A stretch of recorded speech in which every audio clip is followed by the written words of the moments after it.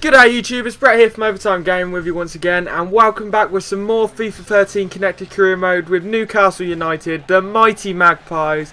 Now we have a big game today guys, we have a game against Man City in the Premier League before we go back to the second leg of the Europa League against Tottenham to see if we can make it through to the semi-finals.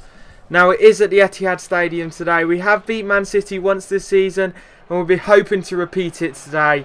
Now we'll look at the table once again here, and you can see we're in 8th. We've got a game in hand over the teams above us, but we desperately need a win to give us any chance. You can see we're 10 points behind Arsenal in 6th there, so we desperately need to get some points on the board. So we look at a strong Man City side there, with John Guidetti on the bench, who scored 6 goals for them so far this season.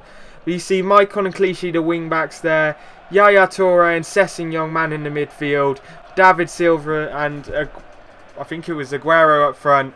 So it's a strong side. We look like we've rotated slightly. Korsha and Haidara both in the side. Same with Knockout. For as much as I want to focus on the league, we desperately wanted a win against Tottenham next week in the next episode to get ourselves into the semi-final of Europe. And in all honesty, that is my main focus. I want a European Championship this year, and I want it badly. So if we have to sacrifice by finishing mid-table in the Premier League to achieve that, then so be it. That's what we'll do, and we'll bounce back next season.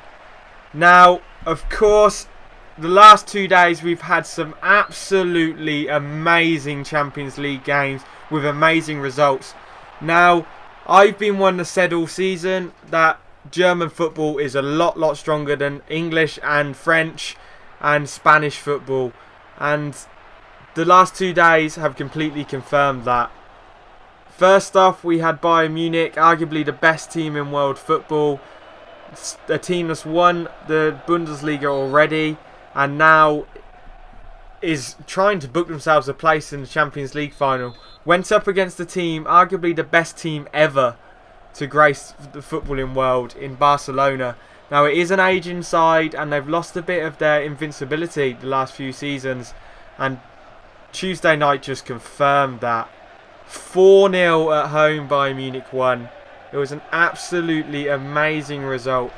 Bayern Munich looked like an absolutely different class to Barcelona and completely destroyed Barcelona. Messi couldn't get anything going and Bayern just completely took it to them. Now, to me, that cements their place in the final. There is no way Barca are going to score 5 goals against them and book themselves a place. Bayern Munich are just too good, and they've completely sealed their place in the final there, guys. So it will be at least one German side in the final, and I'm going to guarantee it now. Bayern Munich are going to win the Champions League this year, and they will also win it next year. And the reason I'm completely saying that now is because of the signing of Mario Götze. Mario Götze, arguably the best midfielder in the world already, and the best youth talent in the world, if not what the world has ever seen. Götze is an absolutely amazing player, and Bayern have already secured his services for next season. Add that to a midfield. It's already got Thomas Müller, Schweinsteiger, Ribery, Robin, Thomas Kroos. It's just absolutely outstanding with Mario Gomez up front. They are completely dominant and there is no team that could put a patch on them. I mean, they're a team that has not lost or drawn a game since Christmas, since they lost at Arsenal. It's just incredible. There is no team in the world that is anywhere near the standard of Bayern Munich at the moment. And there's one thing I want to bring up. Of course, next season when FIFA 14 comes out, guys, we're going to be starting a new series. And I want you guys to vote on who you want me to go with. Do you want me to continue a Newcastle one? It won't be an all-French team most likely next year. Do you want me to go with a Newcastle one, or would you like me to go with someone like Juventus and Manchester United? Obviously, right now it's just opinions. And then about a week before FIFA 14 actually comes out in September, we will have a vote. I'll release a video that you can actually vote on who you want me to take charge of. Now, of course, going on from that, right now we still have the vote for Player of the Season, and that's your vote. Remember, we're having 2 Player of the Seasons award. The first is going to be the Subscriber Player of the Season, and the second is going to be the Overtime Player of the Season. So you need to vote on the subscribers player of the season, and it can be any player that's in our current side now. Just stick their name down for player of the season in the comments box below and leave a reasoning for it. Now, obviously, we've got around 7 games left in the Premier League, so not too many episodes left now. If we get to the Europa League final, there's probably around 12 games left, I imagine. So you definitely need to get your votes flying in now, guys. And of course, the other award you'll be voting on is the goal of the season, guys. And I will be making a video at the end of the series to give you the options for goal of the season, and you can then vote on the video from there. But of course, I need to decide which goals are going to go into that vote. So to do that, if you see a goal from now on, or if you have seen a goal, leave it in the comment section below. Who scored it and what episode it is, and I'll check it out and I'll put it into the goal of the season award video, and you can vote on it from there. So definitely, if you spot one that you think should be there, stick it in the comment section below, guys. Alright, now the second Champions League game was last night, and it was another German side versus another Spanish side, and it was Borussia Dortmund versus Real Madrid. And I thought this was going to be the closer game of the two, with Real Madrid looking the stronger side than Barcelona this year, and Borussia Dortmund not being quite as good as Real Madrid.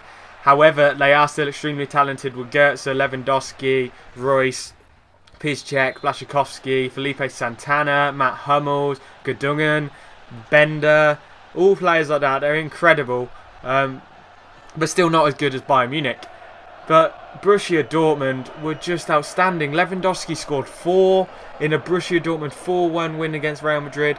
One bit of good news for Real Madrid, at least they got the away goals, so they give themselves a chance with a 3-0 victory at the Bernabeu this week, well, next week, sorry. So they do give themselves a slight chance. Now it's still very slim, and I think it's going to be an all-German final this year at Wembley, and Munich are going to win it, obviously, I've already said that. But Dortmund were outstanding last night. Borussia Dortmund scored 4 goals.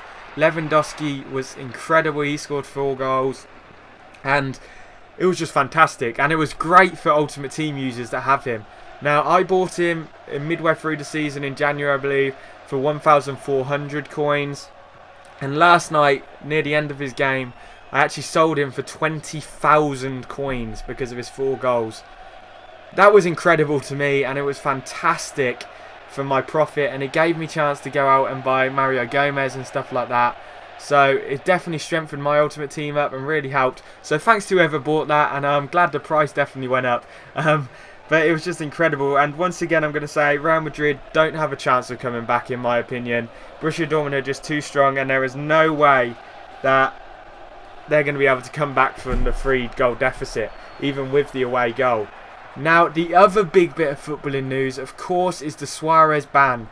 He has received a 10-match ban from the FA, and if he appeals, he could actually increase that ban if they think he hasn't got sufficient rights to appeal the ban.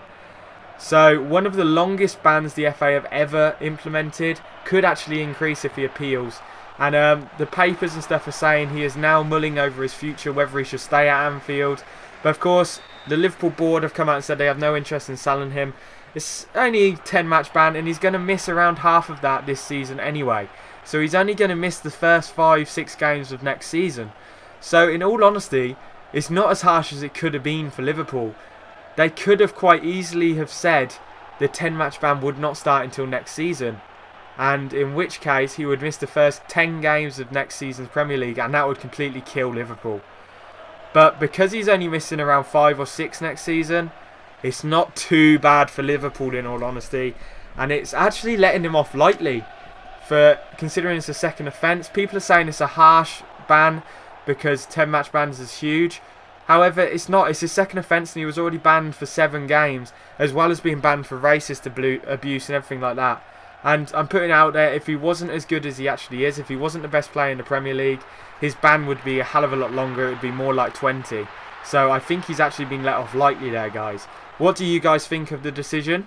Now, of course, that puts Newcastle in such a stronger position this weekend, going up against the Liverpool side that do not have Luis Suarez in their side. Eliminates one of their only goal threats. Maybe Steven Gerrard or Sturridge will have something to say about that. but their main goal threat. And it just allows us to be a lot more attacking, knowing that they won't have as much power up front and as much chance of a goal. It allows us to try and attack more at them and go straight out for the win, rather than sitting back and trying not to let Suarez do anything with the ball.